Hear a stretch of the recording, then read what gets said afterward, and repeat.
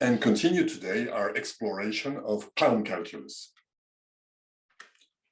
We saw last week one of the pound calculus formula called the inversion formula that relates the expectation of an arbitrary observation we make at an arbitrary point in time to the pound expectation of the integral of this observation between two instants of a specific point process of interest, where the pound expectation means the expectation of this integral given that we observe at time zero a point of this specific point process.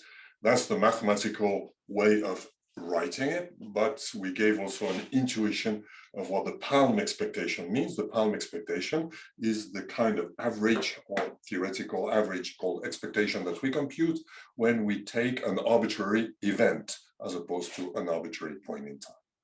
This is where we concluded last week, and we applied this to residual time, or the time of the duration of an arbitrary interval sampled by an observer. Today, we will apply this theory of pound calculus and conditional probabilities, condition on the occurrence of a specific time, event or transition, to things that occur when we do simulations. And in fact, to simulations you did in one of the labs, the random waypoint, and simulations you might be interested in doing, or even theoretical studies. Let's start with a simple example. This example here is showing one classical way that one has of modeling a communication channel. Communication channel is typically thought of having a state, which for simplicity is taken discrete, so that's the y-axis here, and the channel changes state at instants that are random. So the interval between state changes is depicted here at S1, S2, S3, S4.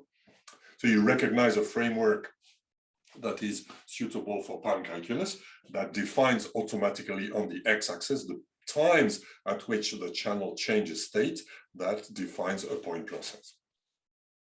So there are large number of simulations that are, or system models that fit into this category that I call a modulated process. A modulated process is the process Z of t. Z of t is the state of the channel at time t, and it evolves by discrete jumps. So this is a reflection of what we do in discrete event simulation. So mathematically, we have two sequences, a sequence of states, Zn, which is a state that will be taken by the system at the nth transition, and durations, Sn, which is the interval between transitions. And the process, the time continuous process Z of t is given by the value of Zn, where n is dictated by the fact that time t lies between the nth minus 1 transition and the nth one here. So here, there's a typo, it should be. Oops. It should be here, n.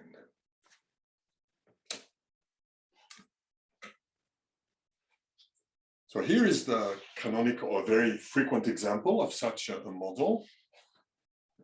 So as I said, this is the channel state. The channel state can mean different things depending on what you're modeling. If you're doing modulation theory or communication theory, then the channel state might be used to find what is the optimal design of a code segment to be sent over one interval of time. Very often when people do in the internet measurements over an internet channel, they will be based on this model. If this is a channel that I'm measuring, a channel here means an end-to-end path from A to B on the internet, and I'm measuring the loss rate, for example, here. So I call Pi the loss probability. That means this is the probability that a packet would be lost if I would send a packet at a given time, t, when the channel is in state I. So here we can see, we could assume, for example, Z is the loss probability. So in that case, that means when we are in this state here, the loss probability is high. When we're here, it's smaller. And we assume when we do internet measurements that we can estimate this loss probability by sending a number of probe packets over such an interval. That's a common model used to reflect upon the fact that the loss event is not something that is an IID sequence. If I send 1 million packets over an end-to-end path, then there are different states of the channel that are sampling, and this is a very tractable way of modeling this heterogeneity over time of the state of the channel. So we can cast that in our framework by saying there are transitions, 1, 2, 3, 4. Sn is the time between transition n minus 1 and n. I call Tn the time at which transition Tn n occur. That's the integral of the sequence Sn. And when the channel state is, so when we do such a transition in this model, we compute a new state. Here, this new state is given by only a probability pi, so pi I.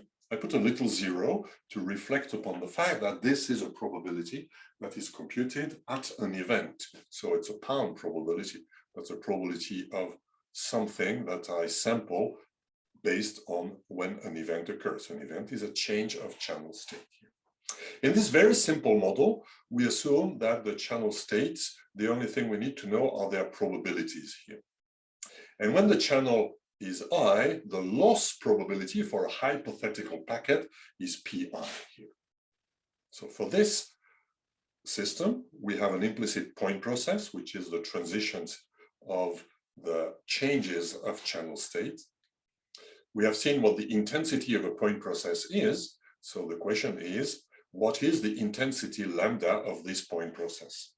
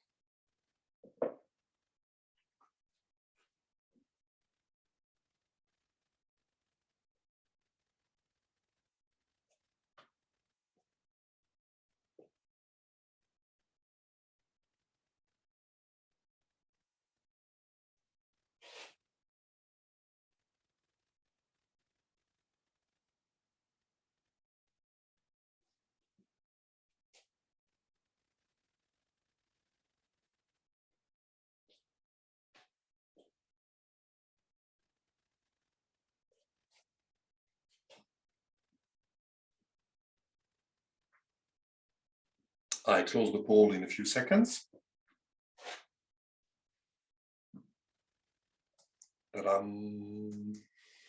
So we have a tie between answer A and answer C. Answer A is certainly incorrect. Ri is the duration of in which the channels, this is a duration of the state I. So when we move to state 1, we stay there for a duration 1. So this is a very simple model where S takes a non-random duration given the choice we made. So it is random in the sense that at the end of this interval, I will pick a new state, which is, for example, 2. Whether I pick 2 or 3 or 4 is dependent on probability, so it's random. But once I have chosen the state 2, I stay there for a duration Ri. So Ri is a duration, it is measured in seconds. So lambda, pi is a probability, it is unitless. So formula A is certainly wrong because it is not correct from the physicist's viewpoint. The units don't match. So A is incorrect. This is lambda is an intensity, so it's number of events per second. So it's 1 per second. So the question is whether it's B or C. And then the answer is, well, for example, the intensity formula. The intensity formula says that the average number of events, we will see, is 1 over the average duration of time between events. Well, the average duration is a pound expectation. That means the average that you obtain when you look at arbitrary transitions. So if I take an arbitrary transition with probability P0, pi0 I, it is of type I and will last Ri. So the expected duration of the interval is simply the weighted sum of the durations Ri, which is given by this formula. So lambda is 1 over this. So that's one way to obtain it. That is what we had called the intensity formula. You could also use the large time heuristic. You could say here, if I do a very long simulation that lasts, set some time capital T, how many transitions will I see? Well, then it's easy to see that the total duration of my simulation will be the sum of Ri times the number of times I have picked transition I, I've picked state I. And the number of times I've picked state I is proportional to the probability. If I've done capital N transitions, in long-term average, the number of transitions that I will be N multiplied by pi 0 I. So using those heuristics, you would find the same formula. Okay, that was the first part of the question.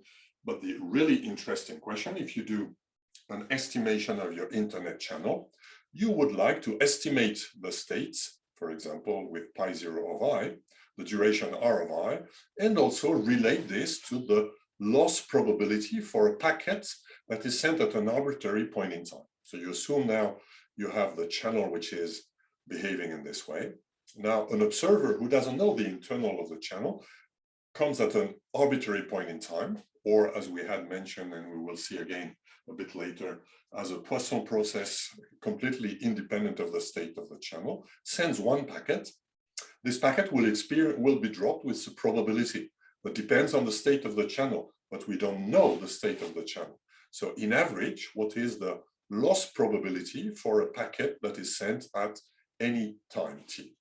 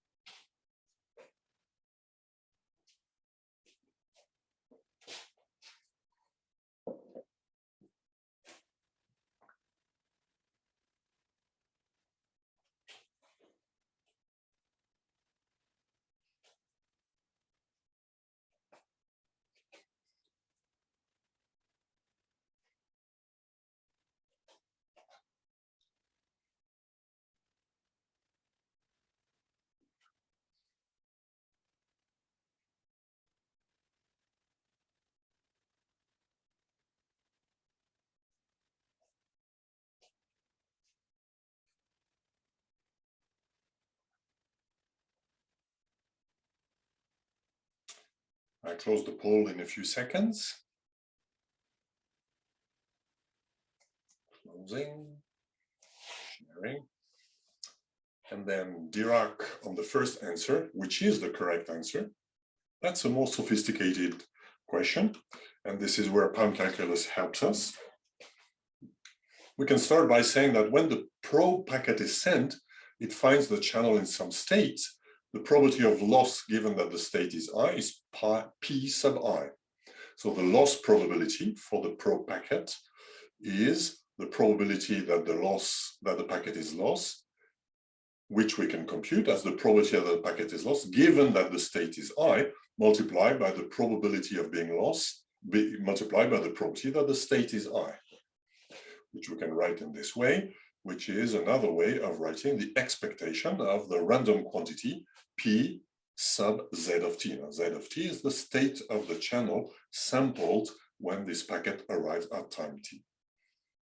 Now, the fact that P is a probability might be a bit, make things confusing, but this is, we can treat it simply as a function of t. So a packet comes at time t, then it samples a number, which is the P of the state of the channel at this time.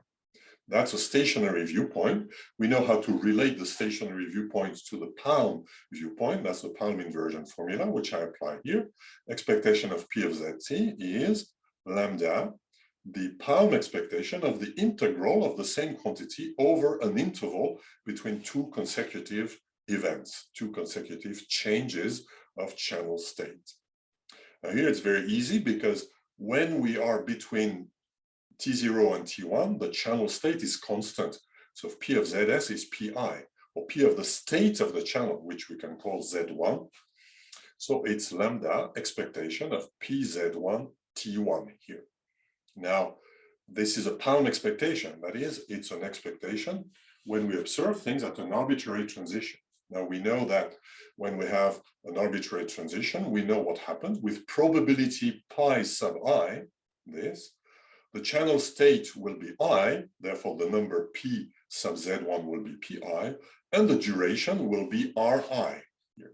So with probability pi 0I, this product has the value Pi Ri. So that gives us lambda, which is the normalizing constant in front of this palm calculus formula, the sum of this here. And we know also that lambda is given from the previous question, is 1 over the average time, which is given by. So that gives us this formula. So this is how you can analytically crack your model when you have what is called a modulated simulation. Something very useful that is, for example, used in measurement theory over the internet.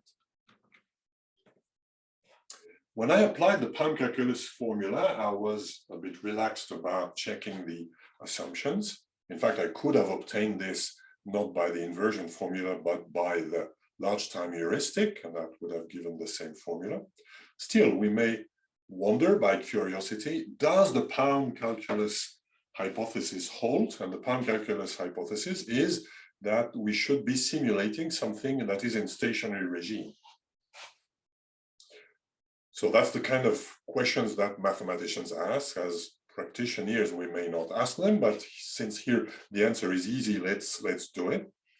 So the question is, if I do this modulated thing, so remember in this modulated model, what I give you to do your simulator is a mechanism to compute two sequences, the Z and the S. They may be very simple, like in the previous example. In the previous example, the S were deterministic, given the choice that we had done of the new state when there's a transition. So the only random thing was, at the end of an interval, you flip a coin or you draw some discrete set of probability of events to find which state you will be. And given that state, you stay there for a fixed duration. So that was here something very simple. But in general, of course, you could imagine that the S come from something more complicated, such that the SNs are stationary. Stationary means that stationary with respect to the index n. Definition of stationarity, remember, means that if I take a collection of events that happens over a certain time window, the statistics of what I observe is independent of when this time window occurs. Here, with respect to n, it means a window of indices. So if I give you S1, S2, S3, or if I give you S1000, S1001, S1002, so I give you 3 consecutive S's, they have the same joint distribution. This is what stationarity means here. So I assume I do this, then is the simulation, so that's a simulation of the SN of the events. Now, if I do a time simulation in my discrete event simulator, does this have a stationary regime? Why is the question intriguing? Is, well, if there is one, if there is a stationary regime, by the intensity formula, we will have that the average number of events, of transitions, is 1 over the expectation of Sn, the expectation of one of the intervals. Since this is stationary with respect to n, this expectation does not depend on the index n. In particular, if we want this simulation to make sense, this lambda should be well defined and non-zero. That means in particular that the expectation of Sn must be finite. We have seen in the previous module with the Pareto distributions, for example, that there are distributions who can have an infinite variance. That's when Pareto distribution have an exponent less than 2, but also can have an infinite mean if the exponent is less than 1 here. So I could give you a sequence of Sn that comes, for example, from a Pareto distribution, such that this is not true, in which case the intensity lambda would give 0, which is probably a contradiction. That means that the Pound calculus formula does not make sense, which means that the hypotheses that are underlying this theory are not validated, are not satisfied. And here the hypothesis is whether we can create a simulation that has a stationary regime from that. So if we want this to happen, we must have that the expectation of this is finite. And it turns out that this is sufficient if, under a technical assumption that we'll skip here, if I draw a Markov simulated a modulated model like this by drawing the times Sn from some arbitrary generator, which does not need to be IID, but such that it is stationary, the different Sns in particular have the same distribution and a finite mean, then we can, the simulation we build from that has a stationary regime. Well, again, that looks like a completely arbitrary question, but let's come back to one of the simulations we did in the past labs, the random waypoint. The random waypoint falls exactly into that category. It's a modulated simulation because I define special times, which is when a trip ends, when we reach a waypoint. Remember, the random waypoints consists in having a mobile that starts at some arbitrarily chosen location. In the lab, we said we pick the original point uniformly in the area. Then we draw a next destination uniformly in the area. We draw a speed uniformly between Vmin and Vmax, and we go there at this speed, and then we continue.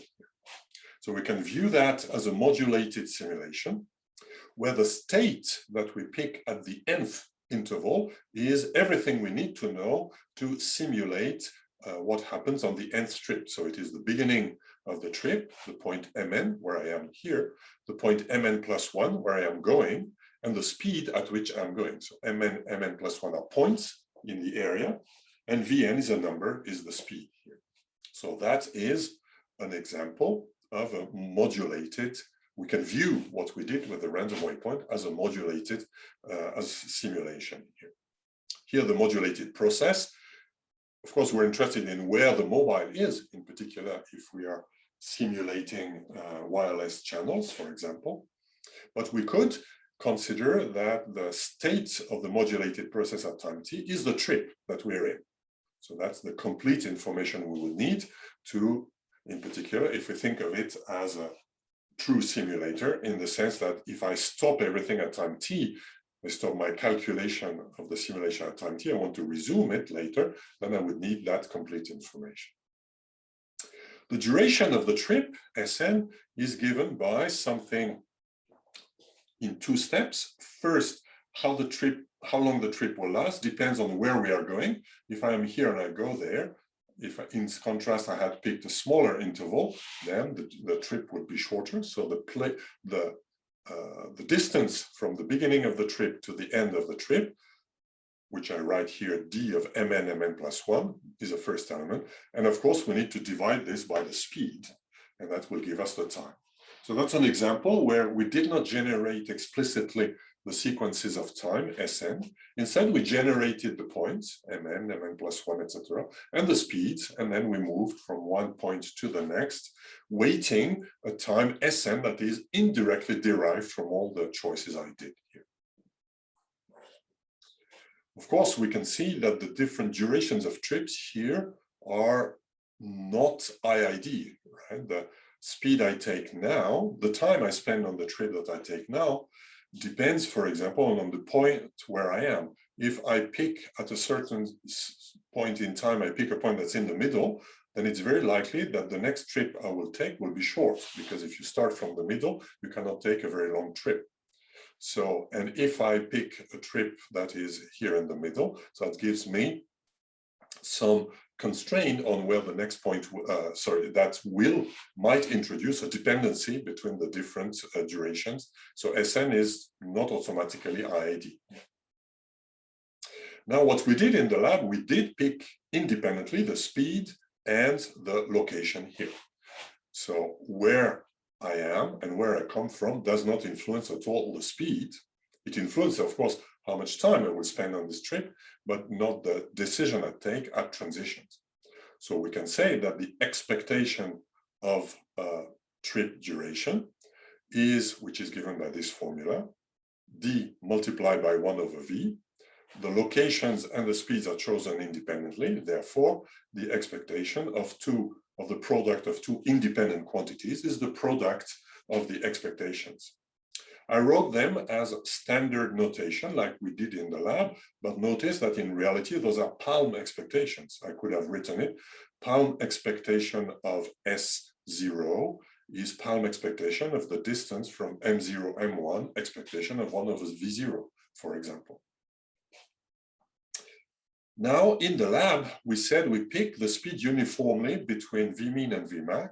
That gives us this formula for the expectation of 1 over Vn, which is log Vmax minus log Vmin over Vmax minus Vmin. And in particular, if Vmin is 0, then we know that the integral from 0 to something of 1 over V is infinite. So if we pick a speed uniformly between 0 and Vmax, then the expectation of 1 over the speed is infinite here, which tells us that, well, for this random waypoint model, the simulation that we're doing, which is always well-defined, we can always do a simulation, but for it to have a stationary regime, we need that Vmin is positive here. What happens when Vmin is non-positive, is 0? Well, we have something like this here. Here I'm plotting the speed average over time in users, and here that's the speed in red, but the speed over average over all times, and in blue is the speed of one user here. Then we see that if we start, of course, we are biased by our initial conditions. This is the warm-up period we saw we need for any simulation. When Vmin is here 0.1 meter per second for the simulations you did, you probably found something like this. The average that I take seems to stabilize. So we could say probably after a duration 3000, we're in the stationary regime, and here we can start doing measurements from here.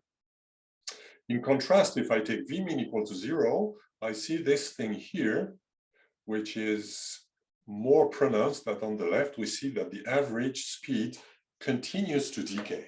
It decreases all the time. If I do very, very, very long simulation, I will see no change to that pattern. It will continue to decay here. Well, this is a problem that has been found empirically in this paper here in 2003. The random waypoint model has been used, for example, in standards body that wanted to compare different mobile routing protocols to see whether routing protocol of given type performs better than another one. Then what people did was to do a benchmark and say, well, test your model on a different number of simulations. And many of them were using various cases of random waypoint here. And they picked it with exactly Vmin equals 0. Well, what happens when Vmin equals to 0? There is no stationary regime, right? We have seen what it means. It means that if we, a symptom of that is that if I try to obtain the speed, then it decays over 0. Well, this is embarrassing, because if you ask Caterpillar to compare their mobile routing protocol to another routing protocol, the University of Rice University, for example, then they will do simulations. But if the simulations do not have a stationary regime, then, of course, if somebody does a very long simulation, the speed of the mobiles in average gets smaller. So somebody who does a very, very long simulation will probably find a better performance for their mobile routing protocol, because the problem with routing and mobile internet is the mobility, right? The faster we go, the more difficult it is for routes to be stable, for channels to have good quality, etc. So this is an example where not having a stationary regime is a problem. So if you know that there is no stationary regime, then you say, okay, we will force you to do a benchmark where the duration of the simulation is limited to 15 minutes, for example. But that means also you need to specify the initial condition, the length of the simulation, and intuitively you feel that your mobility model does not make sense if you need to specify the initial conditions and how long you do the simulation. So that's an example of a mobility model that is buggy. It has a problem due to the absence of a stationary regime. Now we can see on this diagram here, that's a sample of the speed chosen by one user when we do a very, very long simulation here. Well, we see that we pick a speed that's uniform between 0 and Vmax here, but we stay on this speed and on this trip for a duration that's inversely proportional. So what happens if you're uniform between 0 and 2, like here, you will never obtain exactly 0, but you will obtain values that are arbitrarily close to 0. And this happens. Of course, the probability, for example, that you are between 0 and 0.001 is 1%. So you need to do, in average, 100 different transitions to see one such transition. So that happens rarely. And if you put a value here of not 1%, but 0.1%, that happens even more rarely. But when this happens, this stays for a very long time. So you have an example of what is called in simulations elephants. Elephants are part of a simulation that are rare. We don't see elephants very often in real life, but they are big. When they happen, they take a big place in the simulation. This is exactly what happens in the random waypoint with Vmin equal to 0. It is an instance of what is called a freezing simulation, in the sense that if you do a very long simulation, you're more and more likely to see long periods of time where nothing happens, at least in the sense of choosing which trip here. So the simulation, the state chosen by the simulation, remains stationary for a long, long period of time. And the longer you do a simulation, the more likely you are to see some of those.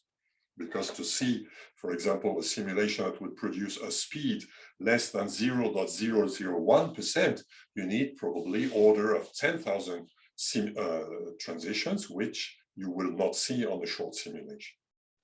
That's exactly what happens.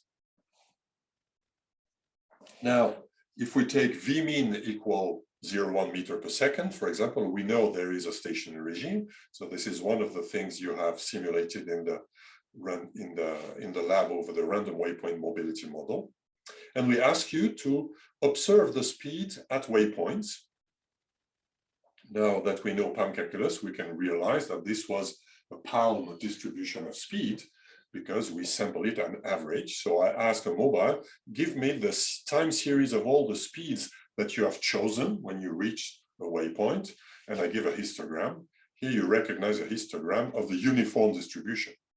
It is the sample, it's a histogram, not a theoretical PDF. So of course there are small variants, small irregularities, but that is a plausible realization of a histogram drawn from the uniform distribution, which is what we should see. Now in the lab, we ask you to do another statistic. We ask every mobile once in a while, what is your speed? For example, every second, we ask the mobile, what is your speed? And then we record all the answers and we plot the distribution that we found. So here, in PAM calculus terminology, what we did is we observed the speed at an arbitrary point in time. And then we saw a completely different distribution. Now we can understand why. If you have a small speed, you will stay with the speed for a long duration, like on this run here. If I am at that speed here, I will stay for a very, very long time at this speed. So even if the thing has if the model has a stationary regime, the probability that I find mobiles that have a small speed is much larger if I ask them at an arbitrary point in time. So an inspector who would come into this mobility model and would ask all the different mobiles, what is your speed, is likely to see something like this, to see this distribution. Can we now explain the difference between those two distributions? Bingo, yes, using the famous inversion formula. So the question is, I ask a mobile at time t, what is your speed? and I would like to have the PDF of the distribution of what I obtain. We have seen this trick already. One way to obtain the PDF of a random variable is to find an expression for the expectation of an arbitrary test function of the random quantity. Now, the random quantity is v of t. Don't worry about the t. We know this expectation does not depend on t, but I put it in this form to remind us that this is observed at an arbitrary point in time. Then I apply this, the famous inversion formula, to this. The expectation of my observation, which is phi of v of t, is obtained by asking the Palm expectation, so at arbitrary transitions, of the integral between two arbitrary transitions of the same thing here. So remember here, I am t0 is when I reach a waypoint, in stationary regime, the waypoint now, and t1 is the next waypoint here. So of course, during this whole interval from 0, which is equal to t0 to t1, the speed is constant because we pick the speed at the beginning of the interval and we keep it. So the speed is the quantity that I call v sub 0. To the index here means it's an event based speed here, times the duration of the interval, which is t1 or t1 minus t0, because here this Palm expectation means I force t0 to be 0. So that is the question here. Now here I wrote it using the Palm calculus formalism, but I could have written this also, expectation of phi of the nth speed times the nth interval, Sn. So it's the expectation of phi of Vn times Sn for an observer who considers the sequence of intervals Sn and Vn. We know also that the time t1 is equal to the distance. Here I wrote it in norm form. So that's if I consider m1 minus m0, that's the norm of this is the distance from m0 to m1 divided by the speed v0. So v0 is a number here, even if it has a capital form. So this is the formula for this thing here. So I have solved the integral here. Now I need to compute expectation. But remember that those expectations are simply expectations relative to the sequences Vn and Mn. And we know that the Vn is independent of the Mn by the way we constructed the simulation. When we pick a destination, we go there. Once we are there, we pick a speed independently of where we are, where we come from, and where we go. So the two sequences are independent. Therefore, I put together all the V's and all the M's, and I can say that the expectation of a product of things that are independent is the product of the expectations. So I obtain the expectation of m1 minus m0 times expectation of phi of v0 over v0. So this first term, we can interpret it as this is the average of the distance between 2 points that are chosen when I do transitions of my simulations, which means I pick 2 points uniformly at random, because this is how I chose them at those transition events. I pick 2 points at random, m0 and m1. In average, what distance does this give? This is what this quantity here. In fact, I explained to you what this quantity means, but we don't care because, in fact, all we care about is with respect to v0. So this disappears into a constant, lambda times this expectation. I put it in front of c, because we know at the end we will obtain a PDF. So the constant will be simply a normalizing constant, times the expectation of phi of v0 over v0.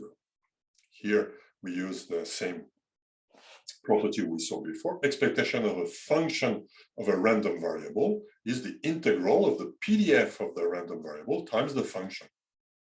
And now remember, this is a Palm expectation. That means it is the expectation that is obtained when we draw an arbitrary transition and we draw the speed here. So I call f v0 with a 0 in superscript the PDF of the speed. So that's the PDF of whatever mechanism we've injected into a simulation. For example, in the lab, you picked V uniform between Vmin and Vmax, so F0 will be a constant between Vmin and Vmax and 0 otherwise. So this is the integral that I obtain if I assume that my speed is drawn between Vmin and Vmax according to this PDF. This is the formula that I have. Now back to our question, we wanted to find what is the PDF of this random quantity. And the problem is solved if I'm able to write this expectation as an integral of a function phi of some variable times some other quantity, and the other quantity will be the PDF. So now I've done it. I've written this as an integral of phi of v multiplied by another quantity, which is those terms that I'm highlighting now, multiplied by the constant. So the Palm PDF of the speed chosen at an arbitrary point in time, or obtained at an arbitrary point in time, is given by C over V, the PDF of the speed chosen at an arbitrary waypoint here, times a constant.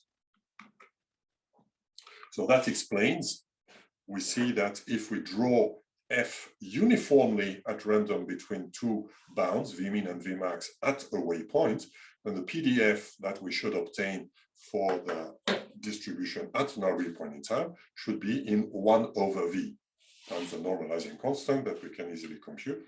And this is explaining what we see here. Here we should see a sample of a uniform distribution, so an approximation of the horizontal line. And here we should see an approximation of 1 over V here. Or we could do a QQ plot to test it here, but here it's reasonably plausible that it's in 1 over V. So that explains exactly the difference between those two histograms. Here is a true example that happened to one postdoc of EPFL that was comparing different mobility models and different, in this case, it was MAC protocols, so it was in my lab. We were evaluating different layer 2 protocols for accessing a channel in the context of ultra-wideband. And we thought we had something that is very good because it's completely robust against interference. Therefore, it should work very well. And we did 2 simulations. One, of course, a number of simulations. Here I'm showing 2. One when there is a mobility, and one when there is no mobility. So a static and a mobile scenario. In the mobile scenario, we use the random waypoint. Of course, we knew of the problem of the random waypoint not having a stationary regime, so we picked a random waypoint with a stationary regime. So we picked a Vmin that was positive here. Now to compare against the non-mobile case, so to address the impact of the factor called mobility, we did a simulation where we picked the mobility pattern, or if you want, the speed of the mobile. So for the immobile case, we simply picked Vmin. We simply said, well, we don't pick a speed, so we start the random waypoint model, but we stay where we are instead of continuing. So we used the random waypoint model initial distribution, and that gave us this thing here. And we saw, to our surprise perhaps, that the random waypoint here was the mobile case was performing better. So that was suspicious. Of course, we know mobility can increase capacity. We discussed that already. That's highly theoretical. In practice, whenever anybody tries to make a mobile protocol work well, then it works less well than if things are static. So here there was a bug, but it was a subtle one. Can you find it now?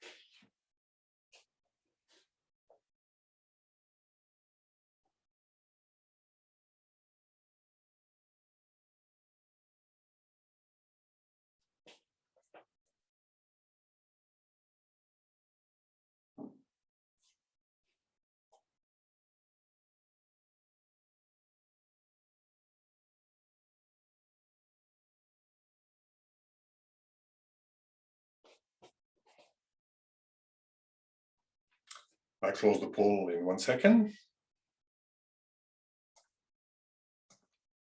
The majority says B, but the correct answer is A. So what happens? Well, here we picked the distribution of the static case as the initial condition of the random waypoint here. Now, the question that is asked is when we run the random waypoint over a long period of time, so if we do the simulation that you did in the lab of this mobility model that's given here, so when the points move for a long duration of time, what is their distribution? Is it the same, the spatial distribution, is it the same as their initial distribution? And the answer is no, because when you move randomly here, that you change the fact that the initial distribution is uniform, but when you move here, that may change it in some way that we will elucidate in a few more minutes. But before that, so we'll do a break and resume at 2:15. After the break, we will see how we can get rid of this simulation difficulty and how we could do a fair comparison of the two cases. During the break, there were questions about the exam.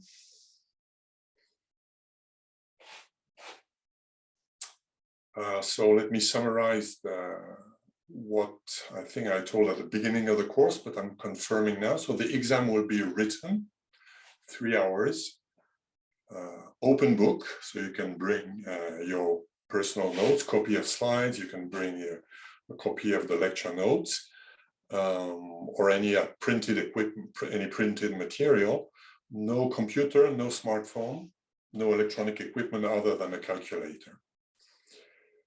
Big question is whether the exam will be in person on campus, and the answer is yes, because now we're allowed to have up to 50 people in one room. Given the complexity of making a take-home exam, the exam will be in the classical form, so written on campus.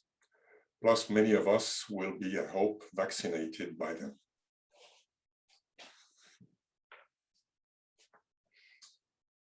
So if you have other questions on the exam, of course, don't hesitate to ask either on the chat during the course or during the TA session, or also, of course, on Moodle. If you have personal questions, you can send a mail directly to me. Voilà, so let's continue with this simulation of a wireless protocol that was performed with a mobile setting and a static setting. And of course, we find that there is a flaw. Oops.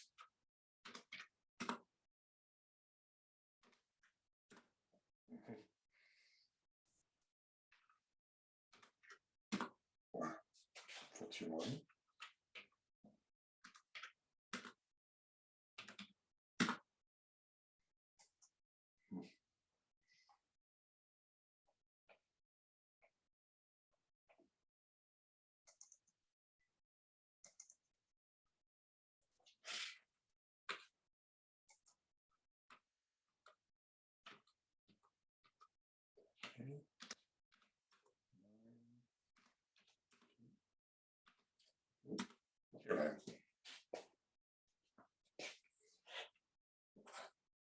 In the mobile case, we might think that nodes are more often moving, so they spend more time towards the center, and therefore the distance between nodes should be shorter, which might explain why the performance is better. So if we want to verify this using the scientific approach, we want to invalidate or validate this assumption by making an experiment that will try to address this factor. And for addressing this, we should use for the static case the same distribution of node locations in average. This is, of course, where that leads to the question, does the random waypoint have an average distribution of location? Which, more precisely, would say, does the random waypoint mobility model have a stationary regime? If there is a stationary regime, then we should pick the distribution of the static case from the stationary distribution of points of the random waypoint. So that asks two questions. Why is there such a distribution? Of course, we know the answer. Yes, there is if Vmin is positive. And if there is one, how do we sample it? Well, we know also the answer. This is what you did in the lab. In the lab, you run the mobility model for some time. You take an indicator, for example, the average speed. When you see that this indicator seems to stabilize, well, you say, now I've reached the mobility, reached the stationary regime. So then one way to do this would be to run a mobility random waypoint model for long enough, then freeze it and say, well, what I've frozen here is a sample of the distribution that I will pick for the static case. This is what we should have done for this simulation, and doing it in this way gives a different result. We see that the performance we obtain when we do this, so we take a static case, but with the same node location distribution as the random waypoint, we obtain a better performance for static. So this is an example of the bias due to the initial non-understanding of this viewpoint. Okay, let's check our understanding for an alternative mobility model. This is another mobility model that is often used, which is more like billiard. So the billiard is when, here, also I'm not simulating here. So you pick a position uniformly at random in some area, then you pick a duration from some distribution here, which is Pareto with parameter P for some rescale factor that is not expressed here. And then you pick also a direction uniformly. The direction means I'm not specifying the speed, but only the direction I'm going. So it is equivalent to choosing an angle around the point. So I pick it uniformly between 0 and 2 pi. For example, I chose this direction here. And I go there I pick at a constant speed, which is a fixed quantity, but I go there for a duration t that is given now from this distribution. Of course, I may hit the limit. When I hit the limit, then I do this billiard, I do a reflection on the boundary until I stop, and then I pick another direction and I do it again. So it's another mobility model, which is random waypoint was supposed to model things like objects that move in an area where there is collaborative work being performed. Here, this billiard system would be more moving, more random objects that are moving in without any particular purpose. Now the question is, does this model have a stationary regime?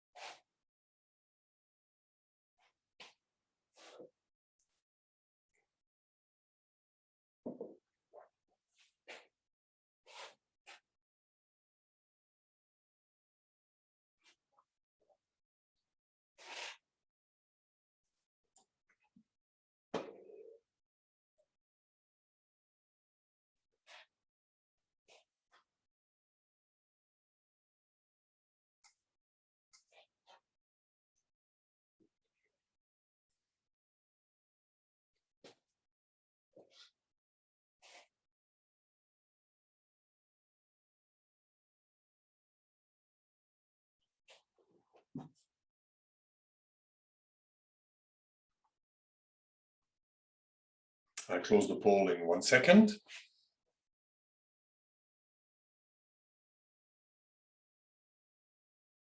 Closing. And the majority says A, which is correct. Well, that was an easy question. We know that this is exactly a modulated simulation where we pick durations when we change the state of the simulation. And those durations here are given by an explicit generator that picks a value from Pareto distribution. So, and we know that for this to have a stationary regime, for not having a freezing pattern, is that the average of the trip duration should be finite, which means that for Pareto, P should be larger than 1. So there's an interesting thing. If P is larger than 1 but less than 2, we will have a finite trip duration, that finite expected trip duration, but infinite variance which will lead to an interesting model where there is heavy tail in the intertransition times, but still it will have a stationary regime. In practice, of course, even if it has a stationary regime, but if it's Pareto between 1 and 2, the infinite variance will mean that it may take a very, very long time to go towards the stationary regime.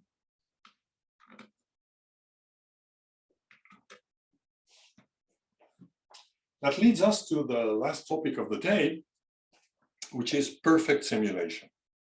Perfect simulation is a method to solve the embarrassing problem of the transients. So we have seen that, for example, for the random waypoint, in the previous example, it was important to draw a sample in the distribution, that is the stationary distribution of location of points here. How do we get that? Well, typically we remove transient, but we have seen there is no good, well-grounded method for removing transient. Unfortunately, this is the state of things. So when we model an information system or a complex system, there is, as far as I know, no simple solution that is better than what we saw. With one exception. The exception is when we have modulated models, simulation models, like the random waypoint is, in which case we can do what is called a perfect simulation. There are other methods for doing perfect simulation, but this is the most well-known one. A perfect simulation is the terminology that's used by probabilists to say a simulation that starts from the stationary distribution. So it is a simulation such that the model 1 has a stationary regime. And second, we find a way at time t0 to draw a sample from the stationary regime.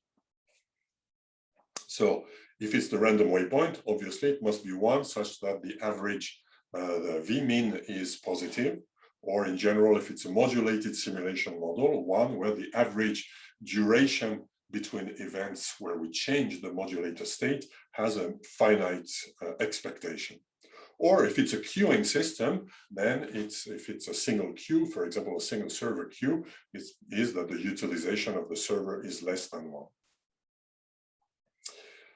How can we do a perfect simulation? Well, we can do that if we find a way of sampling the simulation state from its stationary distribution here. So the question for the random waypoint would be, what is this stationary distribution and how do we sample from it? So what is the state that we need? Well, if I simulate a random waypoint and I stop in the middle, then I'm likely to be here. Right? So I'm saying the dashed lines, things that are in the past, the plain lines are things that are in the future. Here I'm stopping, I'm taking a snapshot of a simulation of the random waypoint with 3 mobiles. So you see that the mobiles are in the middle of their trips. The green one is close to the end, the blue and the red are more towards the middle. They come from a point and they go to the next point. So if I freeze a simulation, this is exactly those quantities that, the plain lines are where they come from, what they've done already, and the dotted lines are where they are going to. So in order to freeze the simulation, I need to gather all this information, which is the point where a mobile is.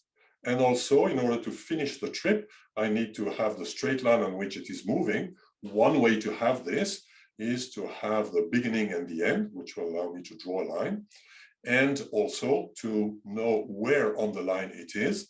And also what is not shown here is the speed, and the numerical speed at which it is moving. Let's ignore the speed for an instant, because what we wanted for our previous simulation was simply to have the location. So I would like only to sample the location parameters, ideally just m of t, but in order to do that, I will use the complete trip here. So some notation, I call previous or prev and next the values of the waypoint that we're coming from and we're going to. So I can ask at time t, I come into the simulation at an arbitrary point in time, and I can ask a mobile, where are you? The answer will be m of t. Where are you coming from? The answer will be prev of t. Where are you going to? And the answer will be next of t. Similarly, we have seen that we can ask the answer what is your numerical speed? And we have seen the answer a few minutes ago before the break. Here, I did some snapshots of this, so it's a simulation. I did exactly that. I ran the simulation here with a 1000 point, and I stopped the simulation and I asked, where are you? I had this 1000 answers. Where are you coming from? And where are you going to? And I have those samples here. Well, the first thing we see is that at least those distributions don't appear to be the same, which is the bug that we mentioned in the previous simulation when we compared static versus mobile. So let's go in series to see what we can say. Is M of t uniformly distributed? So M of t, recall, is the position, is the answer you obtain if you ask a mobile at an arbitrary point in time, where are you now?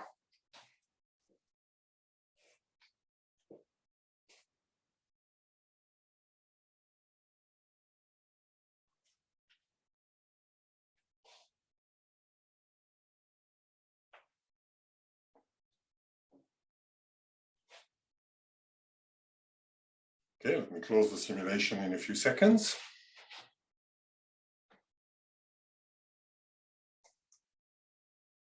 Everyone says no, which at least graphically here is the correct answer. We see that M of t is more towards the center, which makes sense. If you move randomly in an area, then unless you have some coordination that forces you to go to the end, you're more likely to be towards the center. Right?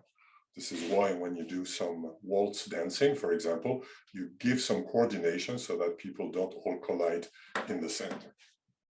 Good answer. How about the next waypoint? Is it uniformly distributed? So this is the point that I'm going to.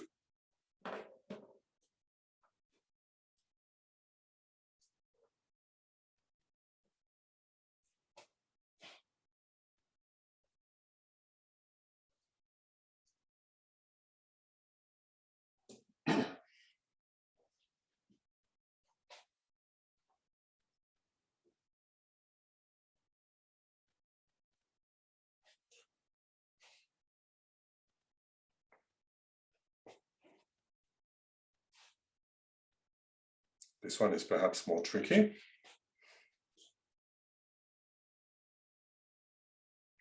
Let me close the poll in a few seconds.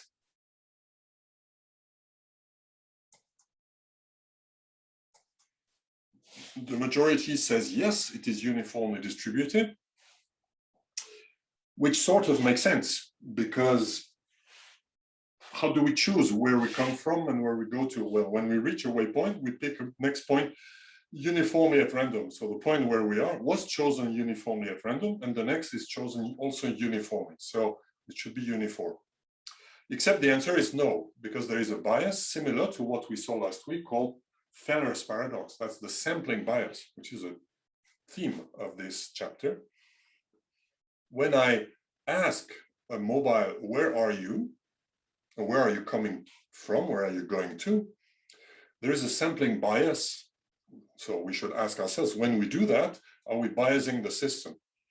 And the bias might come from the fact that mobiles spend more times on trips that are longer. Since the speed is chosen independently of the trip ends, the speed doesn't play a role. The only thing that can make a trip longer is because the distance between the 2 points is longer. So how can we make the distance longer? Well, if the points are more towards the edge of the area.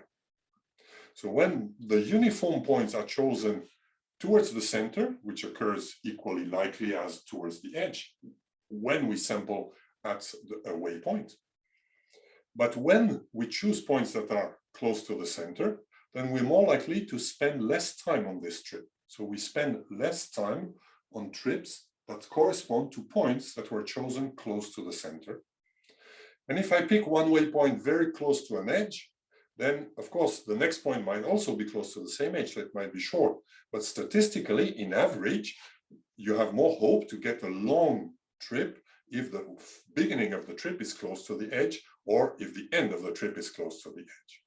So at least intuitively, it's not very visible on those simulation runs, but if we would do more or a kernel smoothing of this location of these points here, we would see that there is less density towards the center and more density in the four corners, and also more density close to the edge here. The reason being exactly what I said, it's a sampling bias. Similar, you remember, to the Feller paradox. If an inspector asks, what is the interval between the times spent, the two consecutive appearances of buses at this bus stop, well, in average, we find a longer interval because we're more likely to sample longer interval. That's exactly what happens here. So unfortunately here, it will not be uniform. So the question is, can we say more? The answer is yes, with the palm inversion formula. In fact, that was found already 15 years ago in this paper. The joint distribution of the three things here. So previous of t is where a mobile is coming from, m of t is where he is now, next of t is where he's going to. So if we are in two-dimensional waypoints, which is what we did in the lab, I have two coordinates for prev, two coordinates for m, two coordinates for next. So this is a 6-coordinate sample. But of course, there is a relation between the two because the m is between previous and next. So in fact, this is a random object that has 5 dimensions. M is, we can quantify m by taking a number between 0 and 1 and place it between previous and next. Right? So in fact, we have a 5-dimensional random variable. Can we say something about its PDF? Well, we can say the following. We can say first, if we ignore the point m of t, we just ask the question, what is the segment on which I am? So the 2 points coming from, going to. Then we can sample them from this PDF that is given by this. So P is the first argument, previous, N is the next here. The PDF of choosing a couple Pn is proportional to the distance, P minus N, the distance from P to N here. K here is a normalizing constant. So that allows us to say something about the joint distribution of previous and next. Now, if I want the joint distribution of the conflict object, one way to give it is to give the conditional distribution of m of t, having chosen previous and next, which is given by this formula. Given that previous and next are P and N, then the distribution of m is uniform on the segment Pn here. So that answers the question that I had given here. How can I draw the uniform distribution of this? Well, the answer is draw the segment previous next from this distribution that I gave before. And then the point M is uniform at random between the two here. And by doing that, that will give us M. It turns out that this is the only simple way we have found to draw the point M alone. So if you want to draw the point M alone, it is simpler to draw previous and next, and then draw M. Using that, we can find the PDF of M, but this is a terrible expression that has fills at least 2-3 pages of calculation. It has been found in closed form, but that's another story. The normalizing constant here, as usual, if we are curious, we can compute it. This computation gives us is the volume or the area, if we're in dimension 2 of the place we are in. 1 over the constant is the volume of the area times the average distance between 2 points here. For example, if the area is a square, the average distance has a closed form formula, which is given in 1951. Interestingly enough, if it's a rectangle, there is no closed form formula for the average distance. But after all, we don't care, because we know that we can sample from a distribution that is given up to a normalizing constant. So in fact, this normalizing constant is not needed. So we don't need to worry about the fact that it's a complex thing. How do I prove such a statement? Well, I do the proof here because it's very simple and it shows the power of the framework that we have seen. Again, in order to prove this, I will use my technique that I showed to you a few minutes ago. If I want to say something about the joint distribution of the distribution of an object, it is the same as being able to calculate the expectation of phi, an arbitrary test function of this object. And I will not need to explicitate what phi is. And of course, I can do that by using the Palm inversion formula. So given a test function phi, I want to compute what is the expectation of phi of this complex object that we have seen. Then Palm inversion formula, as usual, tell us, well, we need to observe what happens at an arbitrary waypoint, and I call t0 equals 0 the time, and I condition upon the fact that it happens exactly at time t0, and I need to average this phi over the interval between now and the next occurrence of a waypoint here. So of course that's easy and that's typical for all the modulated model, because between two transitions, the previous and the next do not move. So the previous is m0 and the next is m1. And the point where I am now at point t is given by this simple linear formula, because I'm assuming here I'm moving at a constant speed from m0 to m1. So if I call t1 the time at which I reach there, I could have used the speed. That's what we did in a previous explanation. But here I use the time t1, which will be the length m0, m1 divided by the speed. But here I don't need this. That gives me this simple linear formula. And I need to integrate this with respect to the variable t here. So I do a change of variable. Since t is varying between 0 and t1, I call u a variable between 0 and 1, and I say that t is equal to u t1, so that gives me this change of variable. dt becomes t1 times du, so this is why I have a t1 that goes here, and I obtain the following thing. Expectation at an arbitrary transition of t1, which is the duration of the time from now to the next transition, times an integral here of what? Well, of a test function of m0, that's the point that was chosen at the previous this transition, and a function of m1, which is the point that will be chosen at the next transition here. Now remember, when we do Palm expectation, that means we take an arbitrary transition.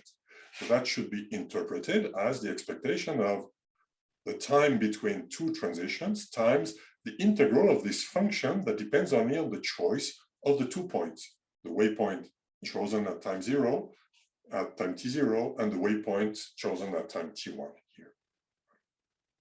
So that says to us that those two quantities, the time that we take, which, we need to make the time that we take appear as a function of the speed. That's the trick we used already here. So it depends on the points we have chosen here. It's the distance divided by the speed. And I put t1 equal to that here. Now, same trick as before, by the construction of our random waypoint model, at a waypoint, we choose the speed and the points independently. So an expectation of something that are chosen independently, of a product of such things, is a product of the expectation. So I put everything related to speed on one hand, multiplied by everything related to location, and I obtain the product of those two things here. Now the speed expectation of 1 over v0, that's not surprising. This must be finite, and we've discussed that already. I put that as a normalizing constant. That gives me this whole thing here. I put it in K2. And this thing here, what is it?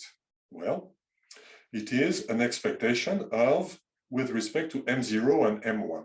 But now M0 and M1, now this is a probability 101 course. They are, remember, when we talk of the Palm expectation, that means M0 and M1 are chosen at an arbitrary transition. M0 is the point we choose now, and M1 is the point where we go to. Both are chosen uniformly here. So here, that means that's a probability exercise. Forget the Palm expectation. I choose M1 uniformly at random in the area, and M0 as well. Can you say something about this expectation? Well, the expectation is the integral. Now it's a quadruple integral because we have 2 coordinates for M1, 2 coordinates for M0. I write this integral over the area A of dm0, dm1, which if we have rectangular coordinate would be dx1, dy1 for dm1, for example. So in fact, that's an integral with 5 dimensions. And the 0, 1 here gives this thing here. Now, I say which shows the statement. Well, the statement says what? The statement says the joint density of P and N. So to find the joint density of P and N, I want a test function of only previous and next. So I ignore the M. Well, that's very easy. I simply take a function of M that does not depend on M, that's constant with respect to M. It means I can ignore M in the argument. So if the function phi here is independent of its second argument, which is this thing here, that means the variable u does not appear in the integral. The phi thing will be a constant with respect to u.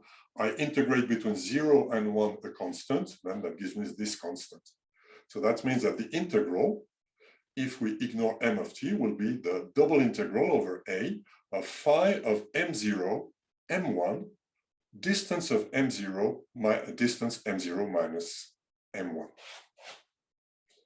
which gives us the PDF, the joint PDF of next and previous, because I've written any test function of previous and next as an integral of phi of the first argument, the second argument, multiplied by something here.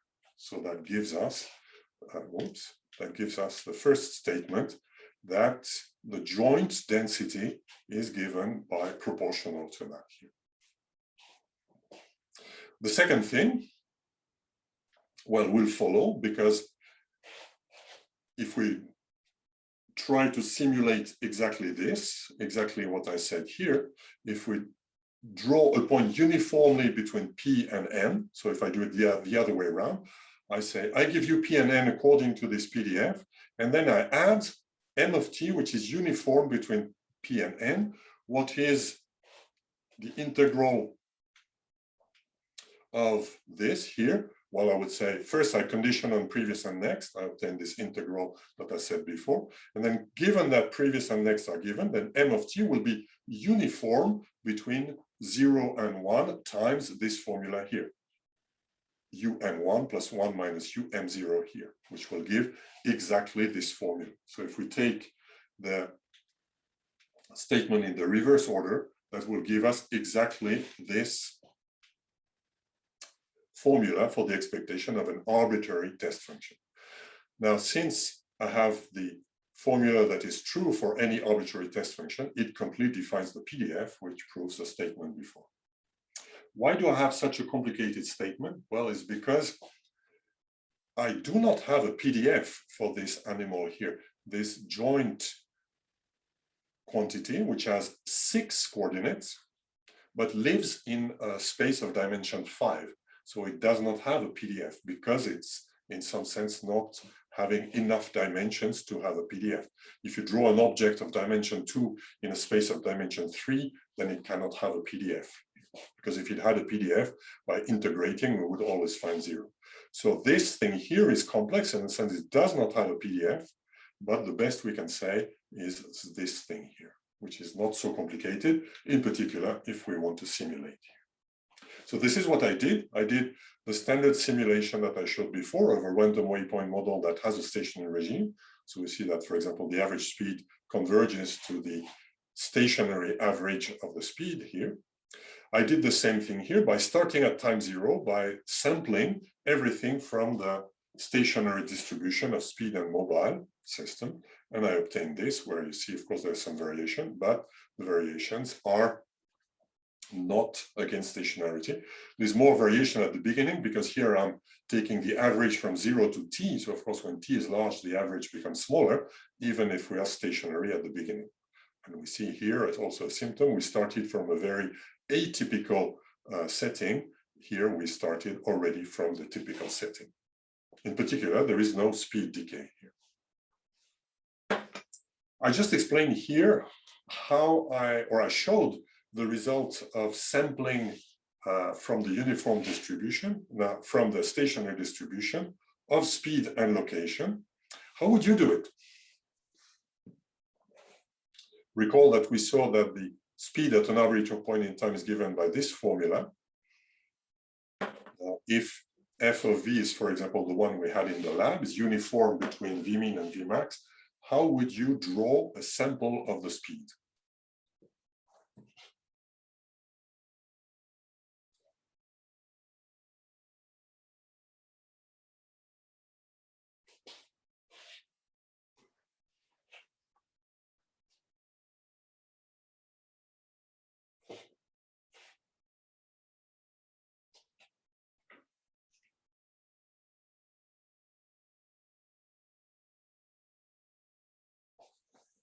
I close in a few seconds.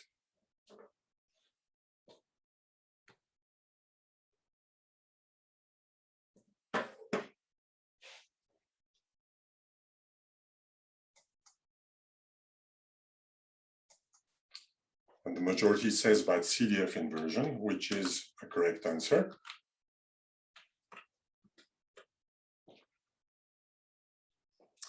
Because of course the CDF is very easy. If we have 1 over v, the CDF is in log, so can easily be inverted. More tricky now, if we have to simulate previous and next.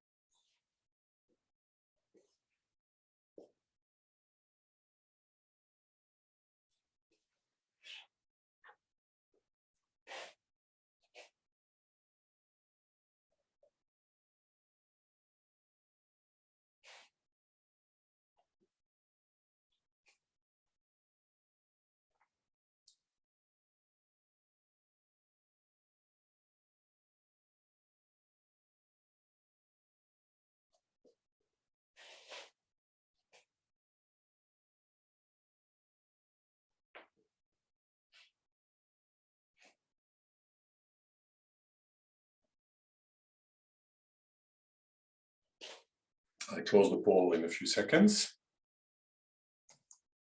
And the majority says by an ad hoc method, which is probably always possible. But of course, we need to know which ad hoc method to use. Certainly, we can do by rejection sampling. We can do by rejection sampling because rejection sampling is, as we have may perhaps recall, is well adapted to that. We know the PDF and we can evaluate the PDF and we are in a bounded area. So if we can do that, that's exactly framework where rejection sampling is very easy to do. It works also if we are in a non-bounded area, but here, if we're in a bounded area, we can always compare the PDF that we are simulating against the uniform distribution. And this gives this algorithm here. I draw 2 points uniformly in the area. Now, depending on the area, that may be easy, maybe another problem, but for a rectangle, that's easy. We draw the coordinates independently until, and with a probability that's proportional to the PDF, which is the distance of the 2 points we have obtained, we accept. So which means we draw point uniform. It must be uniform in an area that is large enough to exceed the worst case. So we need delta to be an upper bound on the diameter of the area. If we are smart, we can find exactly the diameter, but any upper bound will work as well. The larger the upper bound, the less efficient the algorithm is, but still it works. So we pick 2 points uniformly, and we accept them only with a probability that's proportional to the distance between the 2 points. Of course, by doing that, we will be more likely to find points that are at a longer distance from each other. So that will give us exactly this previous and next. Voilà, here we come to a decision point. I have a few more slides to discuss, which are, but I will take us more than the 7 minutes that is normally devoted to the remaining of the course. So either I take 15 more minutes, so we do a bit longer today, and then we're finished. Tomorrow there will be no lecture, or we stop here now and we do this last section tomorrow? Is there a way to raise your hand in Zoom, or put in the chat what you think? Stay or leave?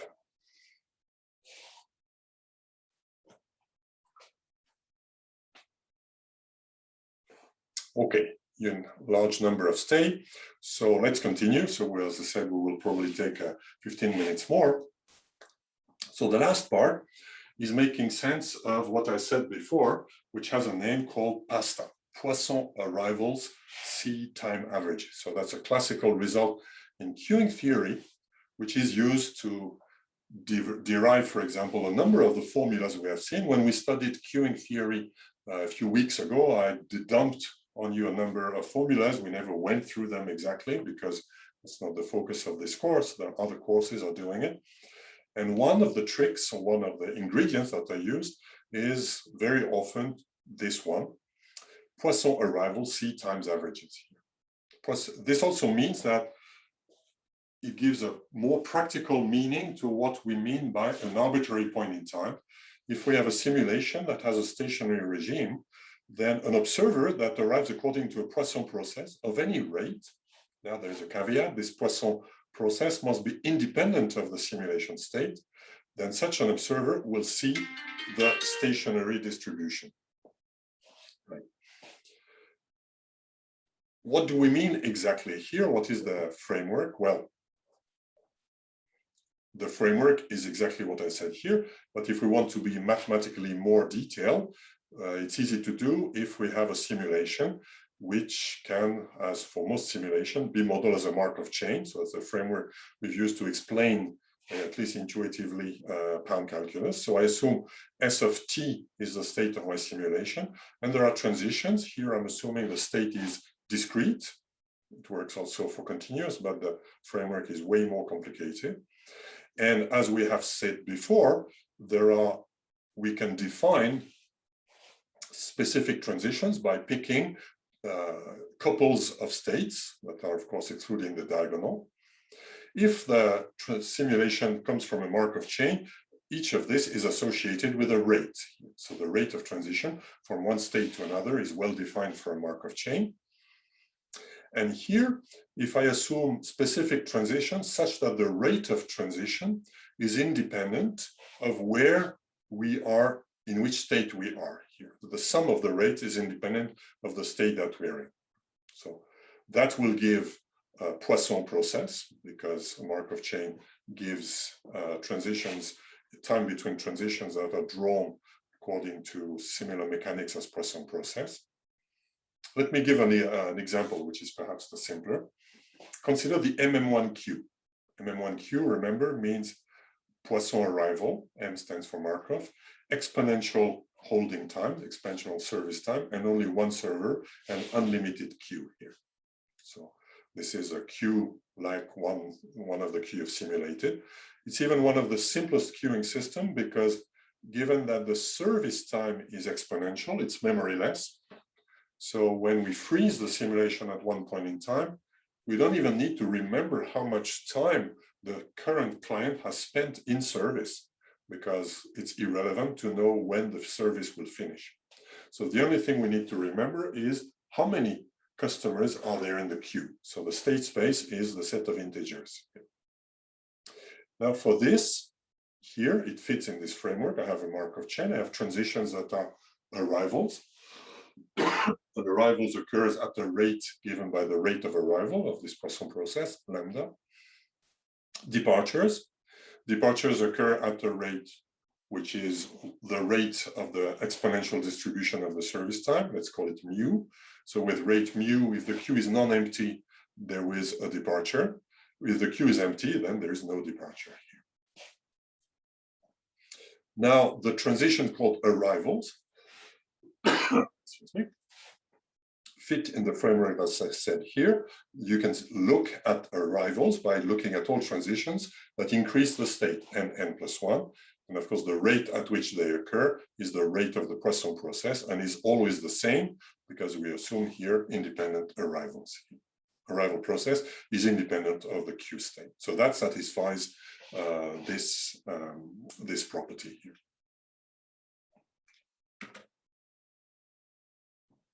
So for such a system that satisfies this property, the state just before a transition is the stationary probability. Of course, there is we need to be careful here. It's really just before, otherwise we have a different story.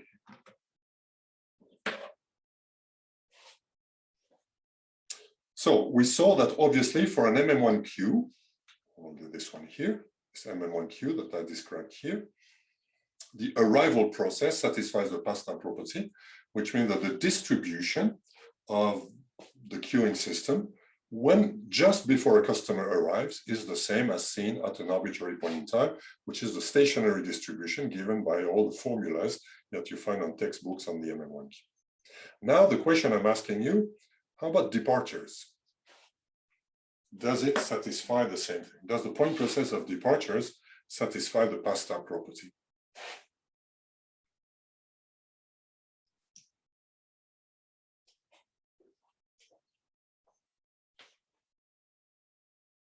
Could we have a poll?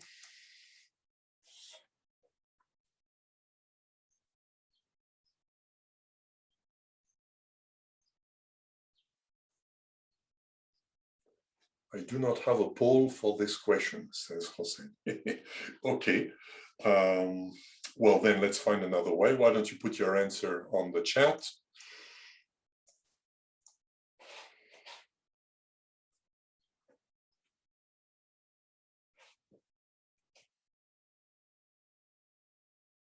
Let's say, who says A? Yes. No, who says no?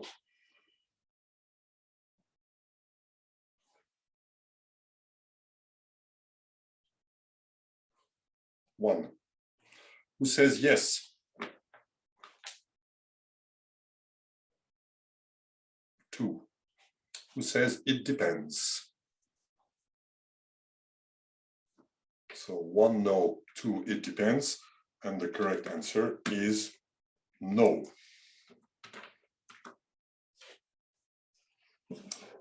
Because the state just before a departure, of course, cannot be empty.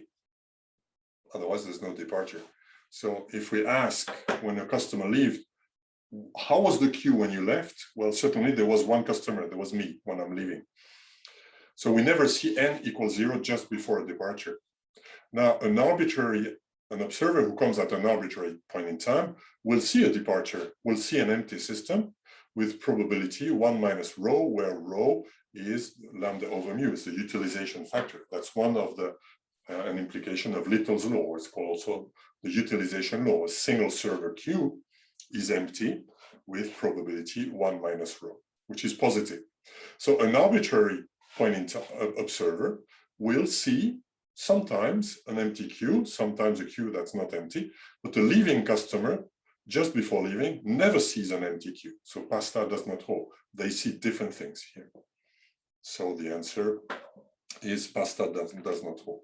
Now we could ask even more, why does pasta not hold? Well, pasta says the departure process should be independent of the state here.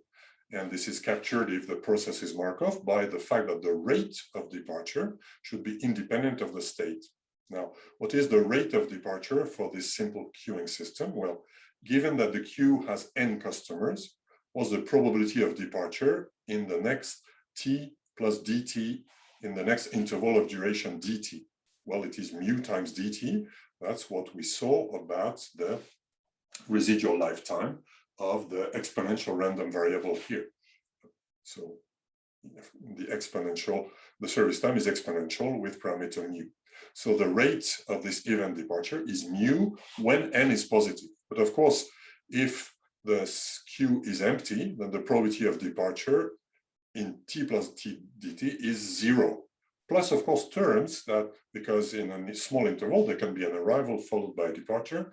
But for this to happen, you need an arrival, which is probability order lambda dt, and a departure, which is probability mu dt. So it's order dt squared. so it's negligible with respect to dt here. So that's what we mean by rate of departure, is the first order with respect to dt here for Markov processes. So to make a long story short, the rate of departure depends on system state, and the pasta hypothesis is not satisfied. Well, we could even ask one more question. Does the Poisson process satisfy? Is the departure process Poisson? And here the answer is yes. When the queue is in stationary regime, the departure process is Poisson here.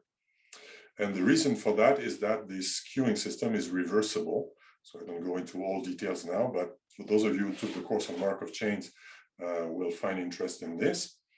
So this is the MM1Q is reversible. That means if we reverse time, it has statistically the same behavior when it is in stationary regime, which is a weird property, but that is very useful for the analysis of queuing systems, because systems that are reversible have lots of properties that make them very easy to analyze. So in particular, if a system is reversible, the departure process has the same statistics as the arrival process, because if I reverse time, what looks like a departure now looks like an arrival here. So since the arrival process is Poisson, the departure process is Poisson.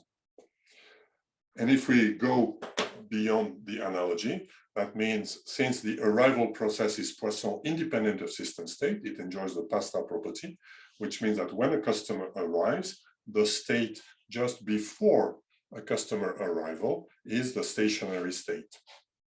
By changing time, we will see that when a customer leaves, the state after leaving, it's just before leaving in reverse time, which means just after leaving is also the stationary state. But there is after instead of before, so it's not the pasta property here, a variant of it if you want. But the pasta property really applies to the state just before. So we saw that the departure process from the MM1Q is Poisson. What is its rate? Poisson not satisfying pasta, but what is its rate? So same thing here, I assume we answer in the chat.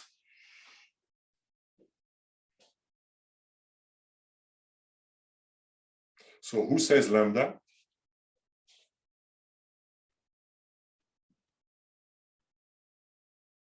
No one. Who says mu?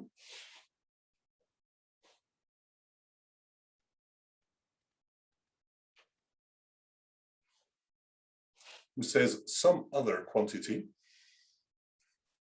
Well, no one. So we have Dirac on mu. Unfortunately, here it is incorrect. It's lambda. In stationary regime, the arrival rate is equal to the departure rate, so it's lambda. So, I mean, if the arrival rate is lambda, we saw that the departure process is Poisson, then it must be with the same rate. Otherwise, well, mu must be larger than lambda here, but it's impossible for the Q to be stable. Mu must be larger than lambda, otherwise the Q is unstable. Rho is lambda over mu, must be smaller than 1. If mu is larger than 1, there are more customers that leave than customers that arrive. So there must be a source of customers somewhere, which obviously is not possible. So there is an apparent paradox, but the apparent paradox is again the importance of the viewpoint, because it depends what we condition upon. The rate of departure, given that the state is positive, is mu, but given that the state is 0, the rate of departure is 0. So the rate of departure is an average of mu when the state is positive, which occurs with probability lambda over mu, plus, which occurs with probability rho, rho, and 0 when the state is 0, which gives this formula, which is exactly lambda. So we were fooled here because we thought, of course, the rate must be mu. But when I asked the question, what is this process here? It means unconditional. I'm not looking at the state here. I'm just asking, I observe only the departures. If I observe only the departures and I don't know the state of the queue, I will see a Poisson process. If I know the state of the queue, of course, I will see things differently.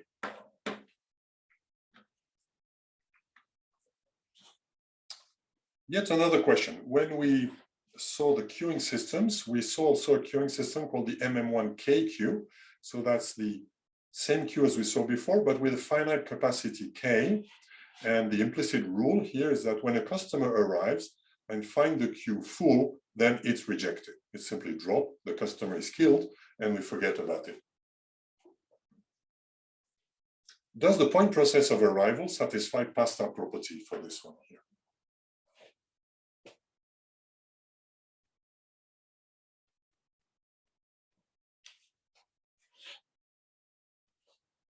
So, because those questions were added to the last edition of the slides, they are not in Hossein's portfolio of polls. So let's use again the chat. Who says no?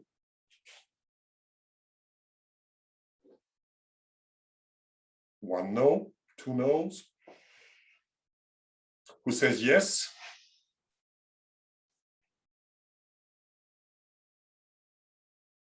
One yes. The correct answer is yes. Now, of course, we could say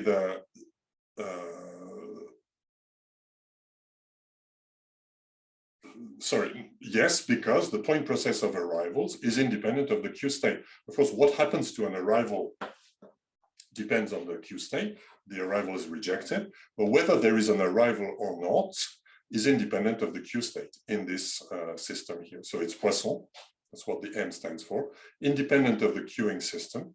Therefore, the passed-out property holds.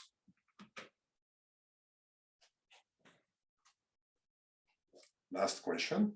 So we saw that here for the MM1Q, we saw statements like this. The probability that we have K customers is given by this formula. Now, what is the probability that an arriving job is discarded? I'm proposing three formulas. Who says the first one?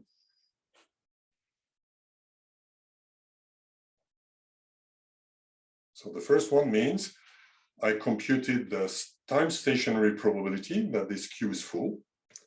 And I said the probability that an arriving job is discarding is equal to this probability. That's the proposal A. Who votes for A?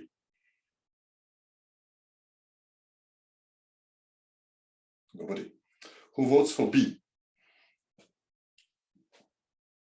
B says it's the probability that there are K minus 1. And who votes for C? K plus 1.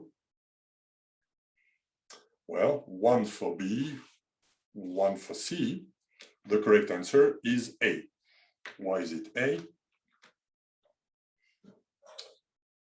Well, an arriving customer, or first we have the passed-out property. So an arriving customer for this system samples the system exactly according to the stationary distribution. The stationary distribution is given by this formula here. It's solved by classical Markov chain analysis. For those of you who took the Markov chain course, you know how to compute these things if you don't have this textbook formula here. And then the passed-out property says, well, when a customer arrives, it sees exactly the same distribution. But when is an arriving customer discarded? Well, when the pound probability, now it's a pound probability, under the pound probability, the system is full. You're discarded if you find a full system. The system is full, that gives n equal k. So if you looked at the formulas we saw a few weeks ago when we talked about queuing theory, there was a little zero in a probability that nobody worried about. Probably you thought it was a typo. Well, it was not. Here it meant it's a pound probability. Here we're sampling the system at an arbitrary point in time. Here we're sampling the system upon an event where the events are the arrivals. Well, when we have Poisson arrival independent of the system, like in the MM1K queue, well, that gives the same. Well, that's an example of how this is used in queuing theory to find probabilities of interest. This is one of the classical formulas, for example, for sizing systems like call centers that have very limited capacity. Voila, I think we come to the end of this chapter and of the lecture part of this course. Observing a system according to a Poisson process independent of the system provides an unbiased system of the distribution at an arbitrary point in time, and it gives also a more intuitive interpretation of what it means to be at an arbitrary point in time. It is even used in, for example, internet measurements to avoid a problem called aliasing. When we, in the lab, when we asked you, please find a histogram, an empirical histogram of the distribution of the speed or of the location of the random waypoint at an arbitrary point in time, what we could do was to sample periodically. For example, every second, we asked the mobile, what are you? And this worked very well for this system. But in practice, physical systems may have hidden periodicity. And if you pick a periodic probing that has a periodicity that is at odds with the periodicity of your system, then you may have aliasing effects that may give you systematic bias. So this can be solved by sampling according to a Poisson process. So this is very often what is done when we want to have, for example, in the channel model I gave before, what is the probability of dropping a packet that comes at an arbitrary point in time? Then we would use a Poisson arrival of packets exactly for this reason. Voila, that's the end of this course on Palm calculus. Palm calculus is both a theory that can be used to provide nice mathematical formulas, like we did at the end to find, for example, the stationary distribution of the random waypoint, or formulas in queuing theory. Perhaps more importantly, it gives two things. It gives first, it gives an awareness of the importance of the sampling bias. So sampling things in different ways will typically give different results. So it's important to explicit the sampling methods and to examine possible biases. Incidentally, we show also a completely non-intuitive example of non-stationarity. We most often think of a non-stationary system as someone that explodes. Well, instead of exploding, it can freeze. That's the case of the random waypoint with speed uniformly between 0 and something else, which causes, as we saw, embarrassing problems when we do simulations. Voila, that's the end of this phase of the course. I hope you enjoyed it.